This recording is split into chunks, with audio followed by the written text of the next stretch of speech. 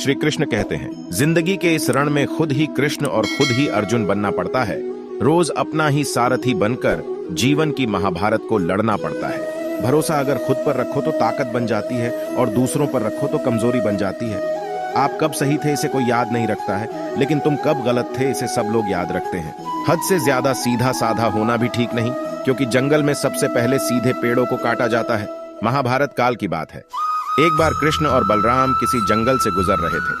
चलते चलते काफी समय बीत गया और अब सूरज भी लगभग डूबने वाला था। अंधेरे में आगे बढ़ना संभव नहीं था, इसलिए कृष्ण बोले, बलराम, हम ऐसा करते हैं कि अब सुबह होने तक यहीं ठहर जाते हैं। सुबह होते ही हम अपने मंजिल की ओर बढ़ चलेंगे। बलराम बोले, पर इस घने जंगल में हमें खतरा हो सकता है। यहाँ सोना उचित नहीं होगा, हमें जाग कर ही रात बितानी होगी। अच्छा, हम ऐसा करते हैं कि पहले मैं सोता हूँ और तब तक तुम पहरा देते रहो, और फिर जैसे ही तुम्हें नींद आए तुम मुझे जगा देना, तब मैं पहरा दूंगा और तुम सो जाना। कृष्ण ने सुझाव दिया। बलराम तैयार हो गए। कुछ ही पलों में कृष्ण गहरी नींद में चले गए और तभी बलराम को एक भयानक आकृति उनकी ओर आती दिखी। वो कोई राक्षस था। राक्षस उन्हें देखते ही जोर से चीखा और बलराम बुरी तरह डर गए। इस घटना का एक विचित्र असर हुआ। भय के कारण बलराम का आकार कुछ छोटा हो गया और राक्षस और विशाल हो गया। उसके बाद राक्षस एक बार और चीखा और पुण्य। बलराम डरकर कांप उठे। अब बलराम और भी सिकुड़ गए और राक्षस पहले से भी बड़ा हो गया। राक्षस धीरे धीरे बलराम की ओर बढ़ने लगा। बलराम पहले से ही भयभीत थे और उस विशालकाय राक्षस को अपनी ओर आता देख जोर से चीख पड़े, कृष्णा, और चीखते ही वहीं मूर्छित होकर गिर पड़े। बलराम की आवाज सुनकर कृष्ण उठे। बलराम को वहां देख उन्होंने सोचा कि बलराम पहरा देते देते थक गए और सोने से पहले उन्हें आवाज दे दी। अब कृष्ण पहरा देने लगे।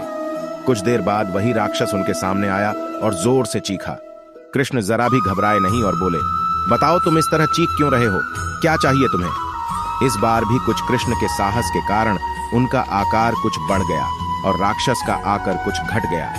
राक्षस को पहली बार कोई ऐसा मिला था जो उससे डर नहीं रहा था। घबराहट में वह पुण्य कृष्ण पर जोर से चीखा। इस बार भी कृष्ण नहीं डरे और उनका आकर और भी बड़ा हो गया, जबकि राक्षस पहले से भी छोटा हो गया। एक आखिरी प्रयास में राक्षस पूरी ताकत से चीखा, पर कृष्ण मुस्कुरा उठे और फिर से बोले, बताओ तो क्या चाहिए तुम्हें? फिर क्या था, राक्षस सिकुड़कर बिल्कुल छोटा हो गया और कृष्ण ने उसे हथेली में लेकर अपनी धोती में बांध लिया और फिर कमर में खोंस कर रख लिया। कुछ ही देर में सुबह हो गई। कृष्ण ने बलराम को उठाया और आगे बढ़ने के लिए कहा। वे धीरे धीरे आगे बढ़ने लगे। तभी बलराम उत्तेजित होते हुए बोले, पता है कल रात में क्या हुआ था? एक भयानक राक्षस हमें मारने आया था। रुको रुको। बलराम को बीच में ही टोकते हुए कृष्ण ने अपनी धोती में बंधा राक्षस निकाला और बलराम को दिखाते हुए बोले, कहीं तुम इसकी बात तो नहीं कर रहे हो? हाँ, ये वही है, पर कल जब मैंने इसे देखा था तो ये बहुत बड़ा था। ये इतना छोटा कैसे हो गया? बलराम आश्चर्यचकित होते हुए बोले। कृष्ण बोले, जब जीवन में तुम किसी ऐसी चीज से बचने की कोशिश करते हो जिसका तुम्हें सामना करना चाहिए, तो वो तुमसे बड़ी हो जाती है और तुम पर नियंत्रण करने लगती है। लेकिन जब तुम उस चीज का सामना करते हो जिसका सामना तुम्हें करना चाहिए, तो तुम उससे बड़े हो जाते हो और उसे नियंत्रित करने लगते हो। ये राक्षस दरअसल हमारी जिंदगी में आने वाली चुनौतियां हैं।